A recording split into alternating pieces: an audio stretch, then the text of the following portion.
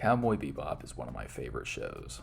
I watch it once, maybe twice a year, so I feel qualified to rank all the episodes. I thought it'd be fun. So a few disclaimers before we dive in. First of all, there are no outright bad episodes of Cowboy Bebop, just some that are lesser than others. This list is ranked according to my personal favorites, so it's just my opinion. Secondly, there are two-part episodes that, for the sake of simplicity, I'm combining each of them into one. So instead of a list of 26, it's going to be a list of 24 episodes. Finally, there's going to be spoilers. I'm going to talk like you've seen the show. So if you haven't seen it, please don't watch this. I'm going to talk about some episodes longer than others, go through what I like about them, maybe what I don't like. I don't know, I'm kind of playing it by ear. Alright? So with that out of the way, let's get started. So starting out, number 24, Boogie Woogie Feng Shui. All the way at the bottom of the list is the infamous Boogie Woogie Feng Shui, roundly regarded as the worst episode of the show. Originally, I didn't want to be cliche and put this at the bottom, but the more I thought about it, the more I had to follow the pack. Perhaps a small reason for the general dislike is because it's smack dab in the middle of the last third of the show, when Bebop was putting out banger after banger, and then you get to this one, and it does stand out as being particularly weak. It's a Jet-centered detective episode, the most reviled aspect of which is the awkward relationship between Jet and Meifa, a girl who comes across Jet while looking for her dad. The show comments on the age difference between them, and while it never gets romantic, it does feel weird and ultimately doesn't do anything in service to the episode. The story is kind of interesting with a mysticism into sci-fi kind of plot, but it's also not very exciting. The only part of Boogie Woogie Feng Shui that I remember fondly is Jet telling Spike and Faye to smoke outside. I like that scene. But overall, it feels like a subpar Star Trek episode.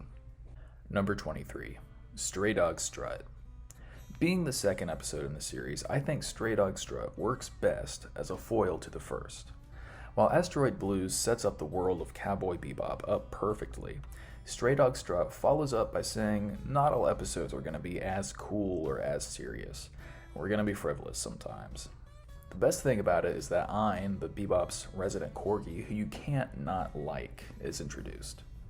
I also think the antagonist, Abdul Hakim, is a decent bad guy that you could see having a more threatening role in a more serious episode. But he works perfectly fine here. No serious drama, no cool fight, but it's decent. And while not as serious as maybe Boogie Woogie Feng Shui, it is definitely more likable and fun. Number 22, My Funny Valentine.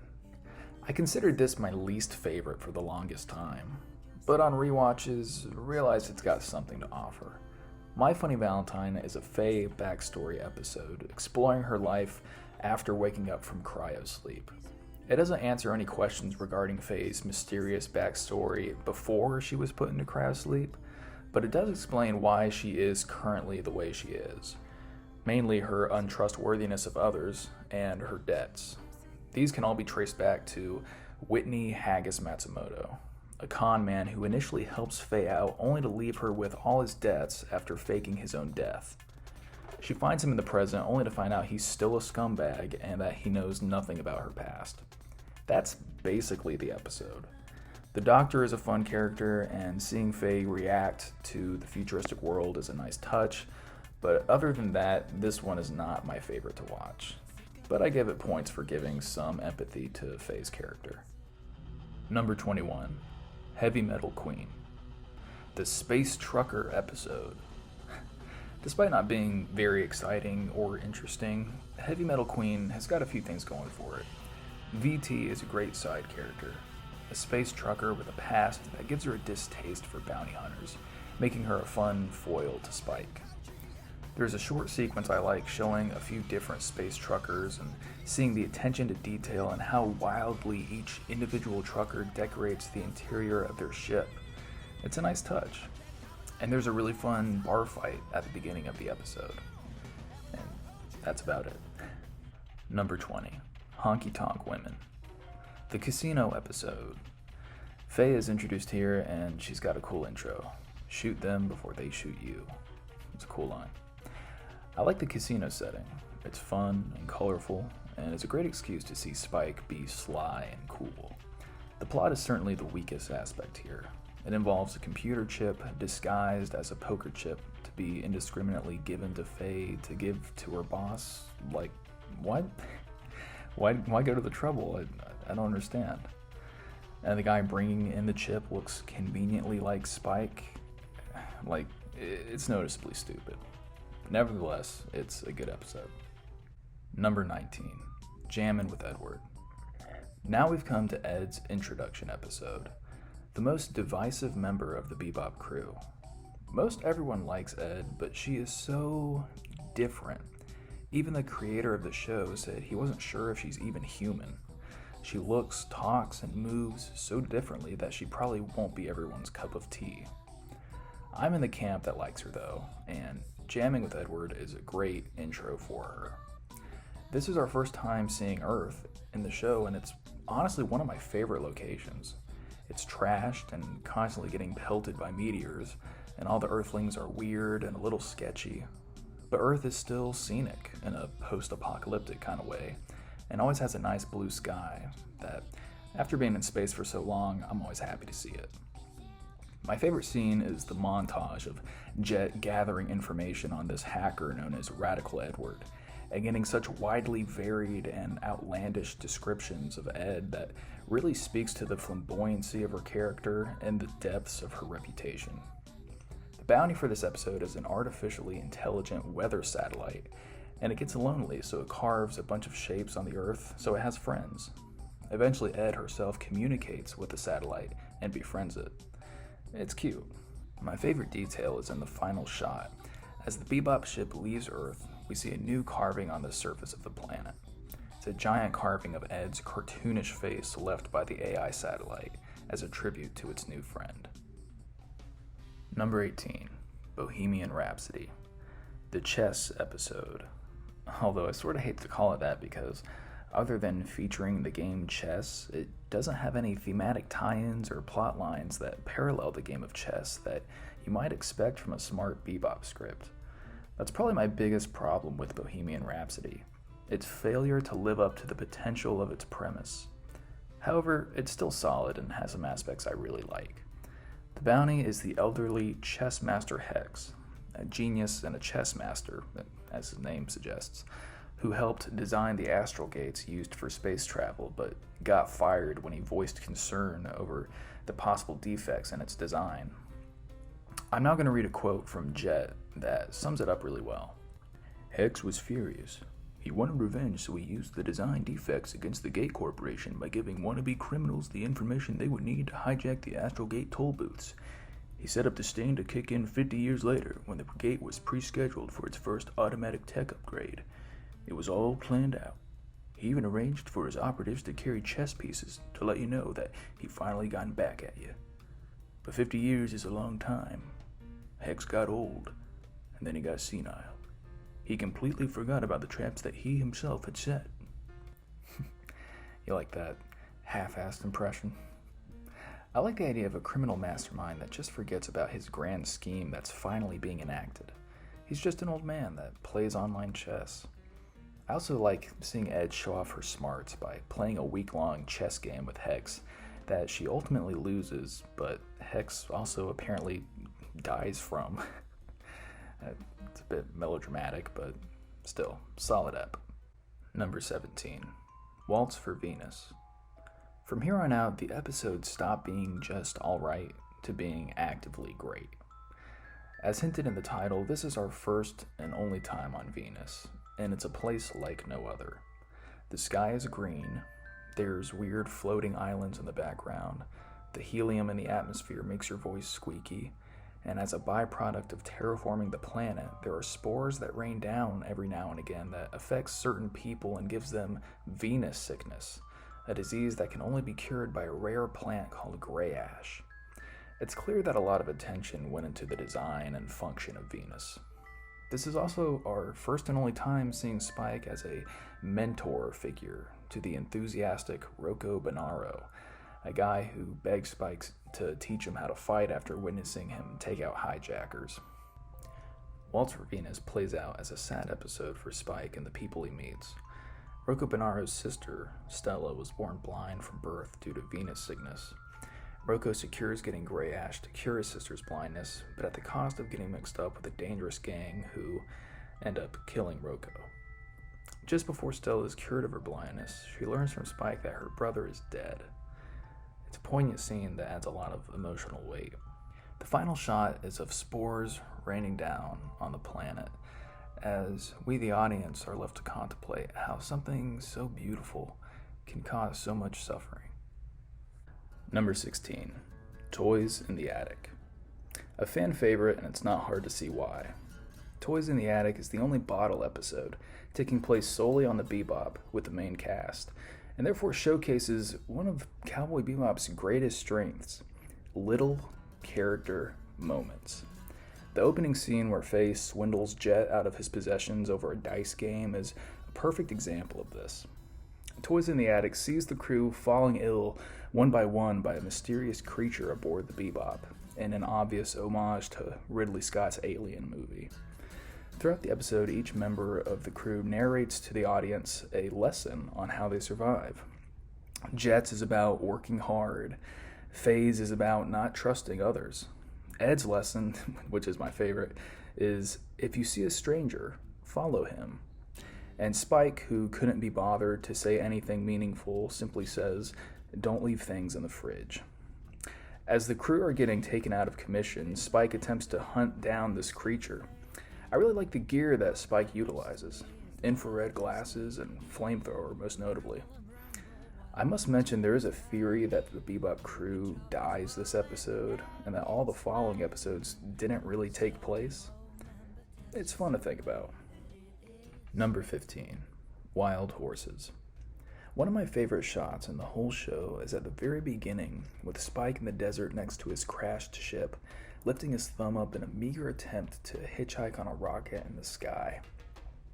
It perfectly encapsulates the sort of tongue-in-cheek, down-on-your-luck vibe of Cowboy Bebop. Wild Horses sees Spike getting his ship repaired by a cranky mechanic named Doohan and his eager assistant Miles. I like this episode's mechanical perspective and would have been happy to see more of it. I do really enjoy seeing Doohan saving Spike from burning up in the atmosphere by catching him in a reworked Columbia space shuttle. The whole sequence is very exciting, with a great track ramping up the intensity. Wild Horses ends on Spike's famous line, "Whatever happens, happens," which was said in an earlier episode but is specifically well known here. I think it's partly because his calm acceptance in the face of imminent death is perhaps more striking here, making the line a little more potent. But despite its good qualities, Wild Horses does contain a brief glimpse of a 3D modeled space station or satellite or whatever, and it's easily the ugliest and most dated visual in the show. It's not on screen long, but it does stand out. Overall, I dig this episode. I know some may find it boring, but I enjoy the characters and I find the climax to be particularly memorable. Number 14, Mushroom Samba. Another fan favorite, Mushroom Samba sees the Bebop crash land on a terraformed planet and Ed is sent out to find food. This is truly the only Ed-centric episode. Therefore, it's silly and fun, and if you like Ed, then you get your fill. As Ed searches for food, she comes across a lot of fun characters. There's an obvious homage to blaxploitation films here. I don't know if it's handled the best, but I don't think I'm the one to comment on it. But it is there. Regardless, Ed runs into a couple of people who, for their own reasons, are after Domino Walker, a guy who illegally sells hallucinogenic mushrooms. Ed finds the guy and gets her hands on some of these mushrooms and then returns to the Bebop to see how the other crew members react to eating them. While the scenes of the crew hallucinating from the mushrooms are the most iconic scenes from Mushroom Samba, my favorite part is actually seeing how each crew member inconspicuously takes a mushroom for themselves without sharing it with the others. Faye just walks up and eats it. No shame. Jet reasons with himself that he couldn't be faulted for eating it, because how could it possibly be there? So how can I be faulted for eating something that's not there? and Spike sneaks one for himself just by sleight of hand. It's just a great touch. Like I said earlier, great character moments. While everyone's tripping, Ed sees that Domino has a bounty on him and decides to chase him down via electric scooter with the help of Ein. This results in a very entertaining chase scene where earlier characters are both gunning for Domino while Ed just shows up on a scooter and sort of bypasses all of them and somehow serendipitously catches him. But Ed is just as happy accepting a duffel bag of shiitake mushrooms from Domino instead of turning him in for the bounty. Mushroom Samba is silly, it's fun, it's Ed. Number 13, Black Dog Serenade. A Jet episode with a cop noir vibe. Black Dog Serenade explores Jet's past as a cop, specifically his run-in with the criminal Uday Taxum who shot off Jet's arm. One of the more intimidating antagonists in the show, I think Uday is strong enough that he could have worked as a recurring villain for 2 or 3 episodes as part of some arc to Jet's storyline. But he works well in this one-off episode, and has a pretty macabre introduction I really dig. Black Dog Serenade sees Jet teaming up with an old partner to take down Uday, who just hijacked a spaceship transporting prisoners. As Jet goes after Uday, we see him acting more like Spike than ever before. He leaves the Bebop without telling anyone, which is a habit he constantly admonishes the others for doing.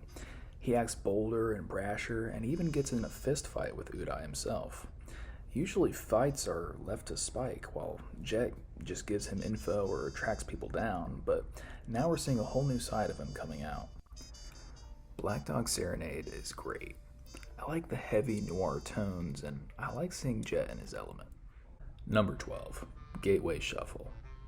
I've read some consider this to be one of the weakest episodes, but I don't know what they're talking about. I love Gateway Shuffle. It's got one of my favorite antagonists, Twinkle Maria Murdoch, the matriarchal leader of the Space Warriors, a group of radical eco-terrorists. She's a great villain who has a penchant for singing opera and has a weird, outright cultish rapport with her underlings. You can tell they had a lot of fun creating these characters. Given the general levity of this episode, you'd be forgiven for not recognizing that Gateway Shuffle has the biggest stakes of any episode. It's rivaled only by the movie.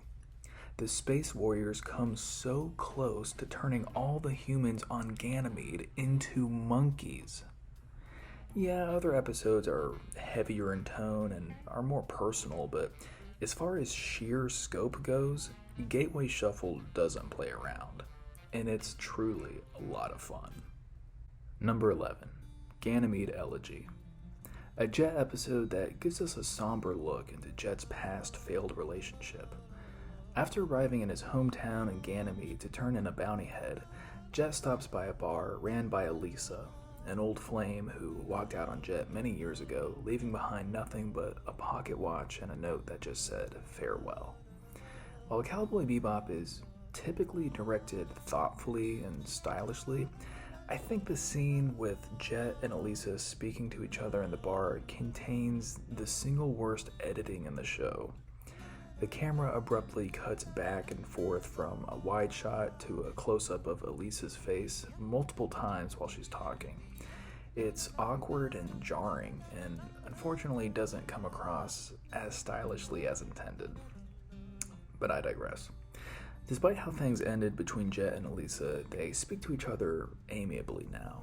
But when Jet asks her why she left all those years ago, Elisa gives him a frankly cold response, saying that it was a long time ago and that she had moved on from it. Like, wow, it's bad enough you leave without saying anything to begin with, but years later to still not offer any word of explanation is pretty cold to say the least.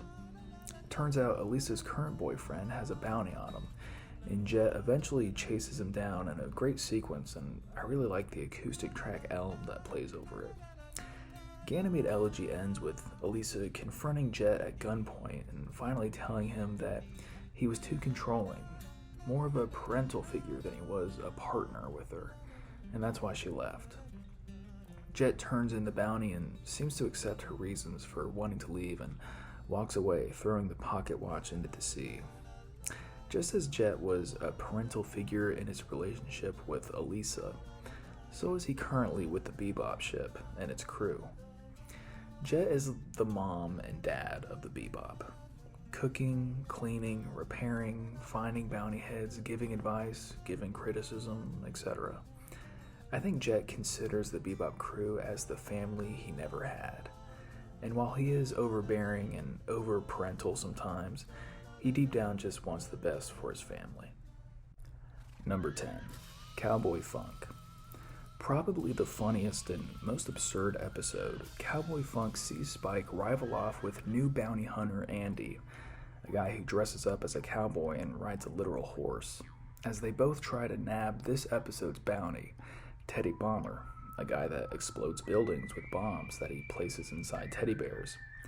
Both Andy and Teddy Bomber are a couple of the best side characters in the show. Andy is a narcissistic, self-absorbed rich guy who tries his hand at being a bounty hunter because he's bored. Even though he's dumb, he manages to keep up with Spike just enough to get in his way and annoy him endlessly. It's the only time we really see someone get under Spike's skin, and it's executed well because it's played for laughs. Teddy Bomber is also played for laughs, as he is quickly forgotten by both Spike and Andy as they begin fighting each other instead. I enjoy the running gag of Teddy Bomber's manifesto being repeatedly interrupted. Despite Cowboy Funk's obviously lighthearted tone, by far the most actual mayhem and destruction occurs in this episode out of any other episode, as Teddy Bomber sets off quite a few bombs and Spike and Andy wreak havoc by firing at each other throughout the city.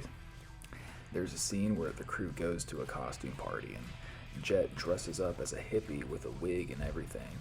And before the party, we see Ein wearing the wig in the foreground, and it's my favorite detail in the episode.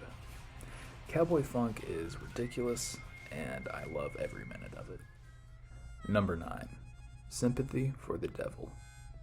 Sympathy for the Devil has one of the creepiest antagonists in the show, a kid named Wen who doesn't age and has been around for decades. One of my favorite things about this episode is how they frame this kid almost like he's the devil, but without saying it.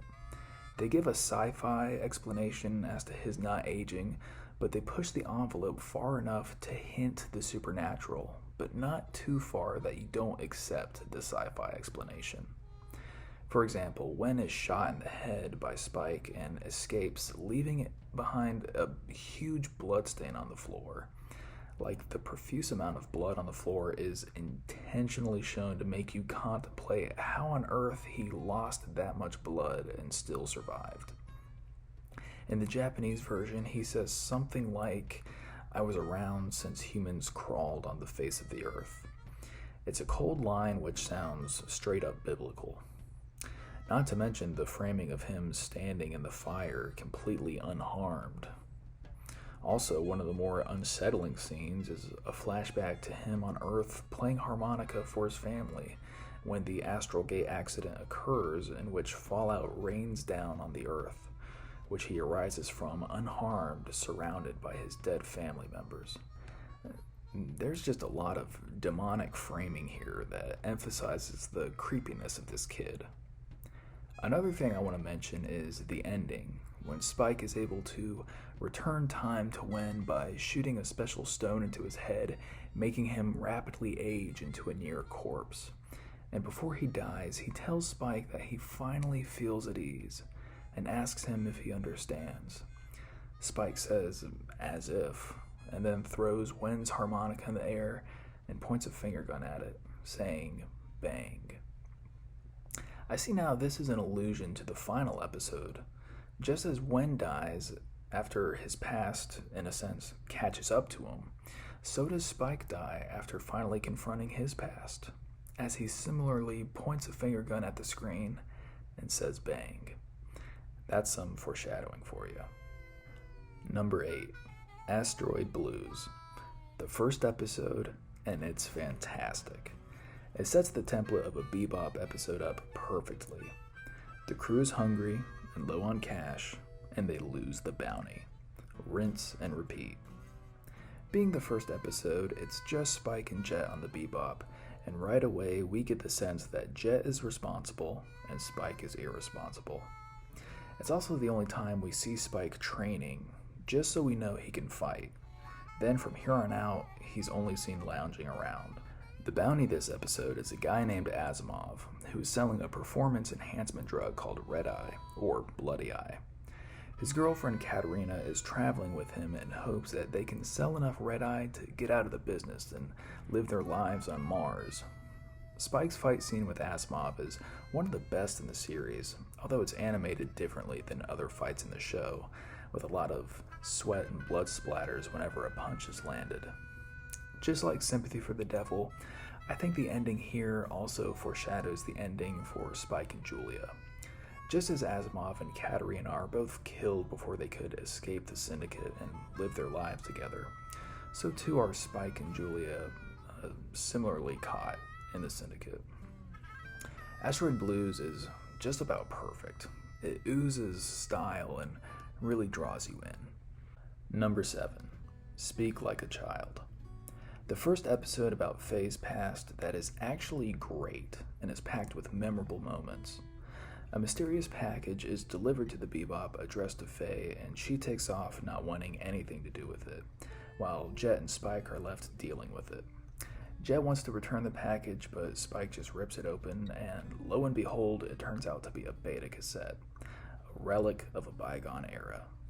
Jet and Spike eventually go to Earth in hopes of finding a player for it, desperate to find out what's on the tape.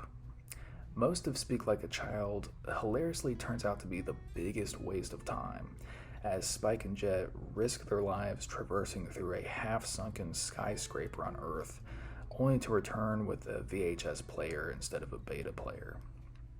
Ironically, a beta player shows up in the mail the next day, making their hazardous trip to Earth completely pointless. Jet, who doesn't want to receive another package for Faye, refuses to accept this one as well, but Spike just takes it and rips it open. And probably, in my opinion, the funniest moment in the show. After all this toil over the beta tape, Faye returns to a disgruntled Bebop as they hook up the newly acquired beta player to finally watch the tape. The ending is an absolute sucker punch. The tape plays and we see a very young Faye on Earth recording a motivational video to herself 10 years in the future.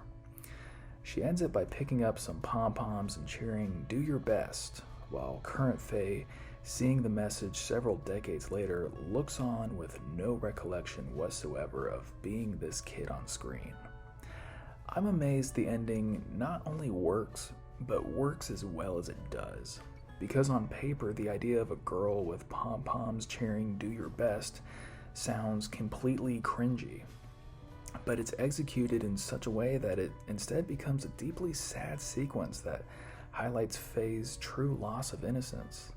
The ending gets me in the feels every time. And every time I watch the episode, I always think, I'm not going to feel it this time. And I always do. I don't know how they do it. It's a total magic trick. Number 6, Brain Scratch. Just by the cold open of infomercials and trippy music, you can tell you're in for a weird one.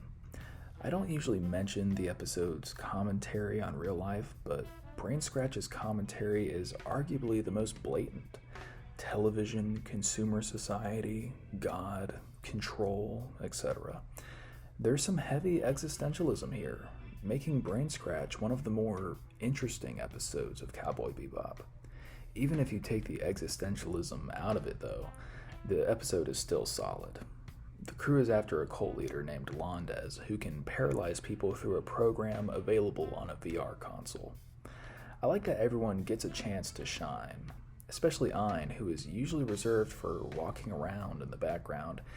He actually plays a part here and gets to show off his smarts. Brain Scratch also features the only time Jet and Ed pair up as they disguise themselves as father and daughter to get into a hospital room. It's hilarious, and I wish we had more moments like this in other episodes.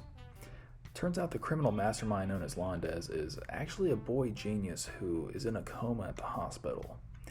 Funnily enough, Ed and Jet disconnect him from the internet and handcuff him to his hospital bed as a formality. I don't know, I always like that detail. Overall, Brain Scratch is great as the last quote-unquote normal episode before the series wraps up. Alright, we're down to the top 5, and these remaining episodes are truly the cream of the crop. And we're starting with number 5, Jupiter Jazz, parts 1 and 2. And despite being number 5 on the list, Jupiter Jazz, for a long time, was my all-time favorite. It opens with Old Man Bull, the recurring Native American guy that gives helpful advice. He and his son are looking into the sky and see a falling star, and Old Man Bull comments that it is not an ordinary star. Jupiter Jazz then dips into the main story again as we have some characters conveniently end up on the icy Jupiter moon Callisto, where Jupiter Jazz takes place. Series antagonist Vicious goes to Callisto to pick up some red-eye from an old comrade. Spike has a fight with Jet before going to Callisto in search of his long-lost love, Julia. And Faye goes to Callisto to, get attention. Because apparently there are no women in Callisto, which I don't know how that's sustainable, but okay. Faye also just happens to go to the Blue Crow, a jazz bar that Julia happened to frequent. While there, she meets Gren, who happens to be the guy Vicious is there to see. And Gren also has a bounty on his head, which Jet happens to see. As far as coincidences go, Jupiter Jazz might just be the worst offender. But I don't care. I love so much about Jupiter Jazz. I like all the coincidental webs in the plot. I love the cold, freezing setting of Callisto. I love Spike's puffy pink coat he wears and Jet's Russian hat. I love how the episode plays with gender and how, it has all these twists and red herrings. I love the wild goose chase that is Spike's fruitless search for Julia. I love Faye and Gren's talk together that is very sensually shot, but at the same time works as another character study into Faye. I love the fight scene in part 1, one of the rare times we see Spike lose his cool. I love the climactic dogfight in part 2 when Spike and Gren clash with Vicious. I love Gren as one of my favorite side characters. He was a Titan veteran with Vicious many years ago, and it was cool to see a glimpse of that backstory. All that's great, but the ending to Jupiter Jazz is, in my opinion, Cowboy Bebop at its absolute peak. As Gren is dying, he tells Spike a little bit about Julia, and then asks him to help him into his ship so he can go back to Titan, knowing he's going to die before he gets there. Earlier, Jet tells Spike that if he captures Gren, then he'll let Spike back on the Bebop. And when Spike shows up empty-handed after helping Gren fly back to Titan, Jet lets him on anyway.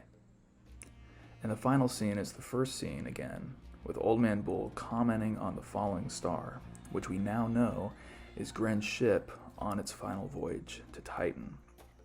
And playing over all these scenes is the track Space Lion. Easily the most beautiful track in Cowboy Bebop's already top-tier soundtrack. As the track plays through the credits, Jupiter Jazz ends not on the iconic "See You Space Cowboy," but instead reads, "Do you have a comrade?" You can't not be moved by the ending. It's masterfully done.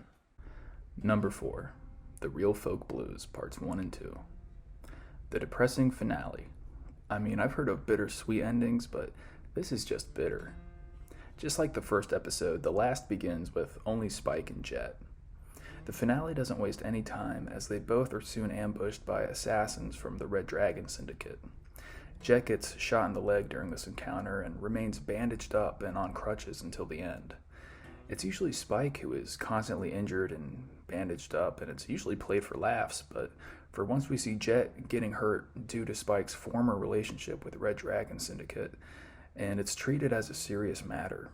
I think showing Spike's guilt for getting Jet involved with his past. Also, we finally see Julia in the show. I still don't really know how I feel about Julia.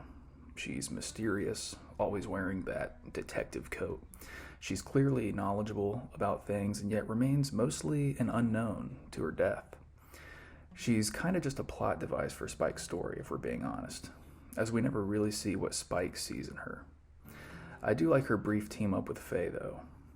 Vicious turning the tables on the syndicate leaders before his execution is still a really cool sequence, and the "you will shed tears of scarlet" line is the coldest line in the show, bar none.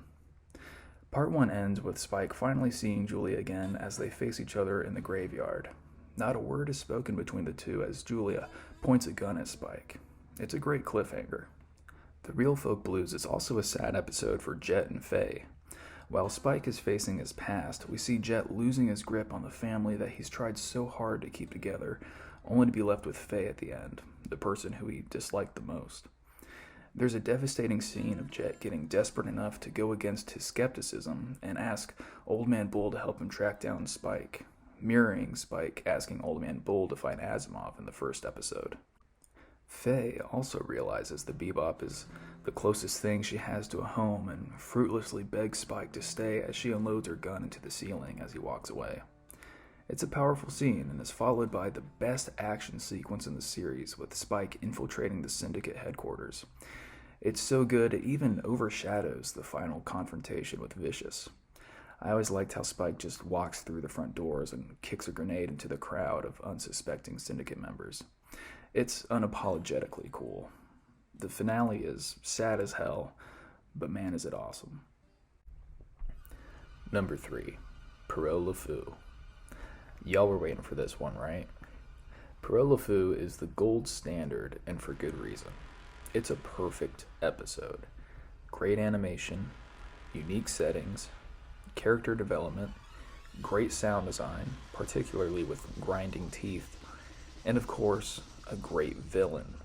Mad Perot is easily the scariest, most overpowered villain in the show. What's great is that Spike just stumbles across this guy and ends up on his list of people to kill. It's a simple and to the point, take out the bad guy episode. I love that everyone has something to do. Spike does the fighting. Jet does his old detective thing, finding info on the guy. Ed does the hacking. She also doubles down on her quirk of saying words twice for whatever reason this episode, and it makes me smile. And Faye has a great character moment and shows actual concern for Spike's well-being, even going so far as to aid Spike in his fight at the end. I also really dig the setting of the deserted theme park, Spaceland. It's creepy, vibrant, and offers a lot of visual variety, which is explored during Spike and Mad Perot's showdown. We see a glimpse into Mad Perot's past through a disturbing montage of him in a research facility getting genetically altered and eventually locked up as a failed governmental experiment before he eventually breaks out, killing everyone in the facility.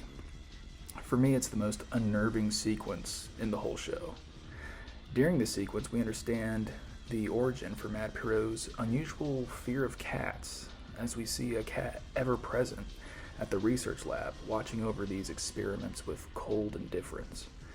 There is some clever mirroring between Spike and the cat who, like Spike, also has two differently colored eyes, a similarity that gives Spike the winning advantage in the final confrontation.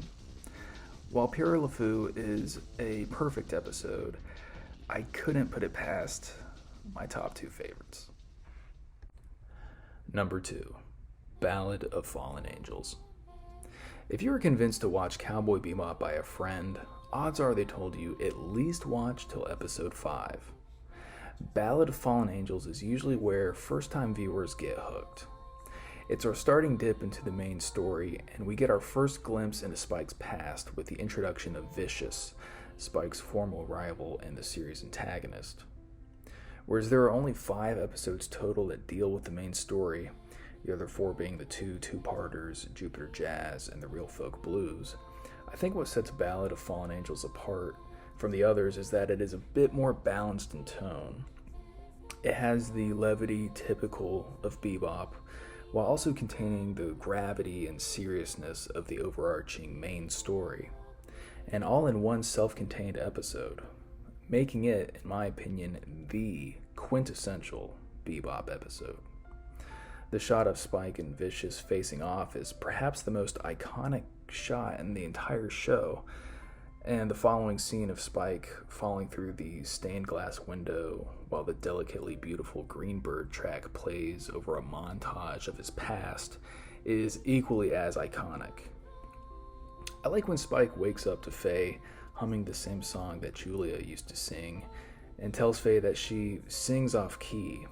I think just so he won't have to hear the song and deal with the accompanying memories he has of it. It's funny and sad at the same time. I've got nothing but praise for Ballad of Fallen Angels, and I really can't think of anything new to say about it that hasn't been said 1,000 times before. So, without further ado, let's go to my personal favorite episode. Number 1, Hard Luck Woman. This is the episode that sets up the Bebop crew for the finale. It links itself to the Speak Like a Child episode, with Faye watching the videos she made all those decades ago, searching for clues about her past. Ed declares she knows where the location in the video is, and off they go to Earth. We get a glimpse into Ed's past as the two visit a rundown daycare where she grew up because her aloof father forgot to pick her up after dropping her off all those years ago. The daycare is an interesting place. It's a modest daycare adorned with pinwheels on the roof. Ed takes one as a souvenir. It's managed by a nun and shelters many eccentric children. It seems appropriate Faye is present here, as she also is lost and in search of a home. After this brief visit, no time is wasted in finding the location in the video. I think it's more or less agreed upon as being Singapore by the fan community. But nevertheless, after a chance encounter between Faye and her now-aged high school classmate, Faye takes off saying that she's simply a ghost from the past. I always laugh when Faye runs away and hastily grabs Edward off the ground like a suitcase, with her pinwheels spinning rapidly in hand. The two of them return to the Bebop, while Spike and Jet focus on this week's bounty nearby, which happens to be Ed's father. Ed's dad is such a bizarre and entertaining side character. He preoccupies his time by updating Earth's map after every major meteor shower. Physically, he is the polar opposite to Ed. Whereas Ed is thin, noodly, and moves around cartoonishly with extemporaneous movements, Ed's dad is buff, imposing, and moves with minimal mobility, only expending the exact amount of energy required and not an inch more. This becomes even more apparent when Spike attempts to fight him. While Spike is jumping around, throwing punches and kicks, Ed's dad is completely unfazed, standing still and blocking and attacking only when necessary. It's a hilarious encounter as Spike gets totally manhandled, but eventually Ed stops the fight after commandeering the Bebop ship to land right in the midst of them. A nice callback to her first episode, and she sees her dad. And despite the huge contrast between them physically, personality-wise, they get along great, as he lovingly tosses her in the air as if no time has passed between them at all. However, he gets distracted by a nearby meteor shower and abruptly leaves Ed and company behind with nothing but a gift basket of eggs. Soon, on return to the Bebop, Faye thinks over her trip back home and experiences a flashback of being that young girl from the videotape and vague memories of being in an accident on an interplanetary ship. This newly unearthed memory prompts Faye to leave the Bebop to go back to her old home. Before leaving, she tells Ed that she's going where she belongs and that belonging is the very best thing there is. Faye makes it back to Earth and runs to where her past home was, only to find it's completely gone now. Just an empty, dead plot of land. She draws herself a bed in the dirt and lies down. Ed also leaves the Bebop after giving Spike the pinwheels she's been carrying since her visit to the daycare. And not only does Ed leave, but Ein, the corgi, leaves too, following her outside, torn between going with her and staying with the ship, but deciding to leave with Ed. Spike and Jet are now left all alone again, and they sit with 5 full plates of hard-boiled eggs, prepared from the eggs given to them by Ed's father, and quickly begin stuffing their faces, clearly eating their feelings about losing Ed, Ein, and Faye in a scene that is comically sad. Hard Luck Woman has all the feels, as we see each character hit a wall and make big decisions, whether it's to go back to where they used to belong, or to venture out and find a new place to belong, or to just push off their feelings for a little longer. The final shot of the episode is really the cherry on top. We get a close-up of the pinwheel that Ed gave to Spike. It's now taped to the top of the Bebop, just like the pinwheels aligning the top of the daycare on Earth. And just like the daycare, this placement of the pinwheel on the Bebop seems also to say, you still have a home here too.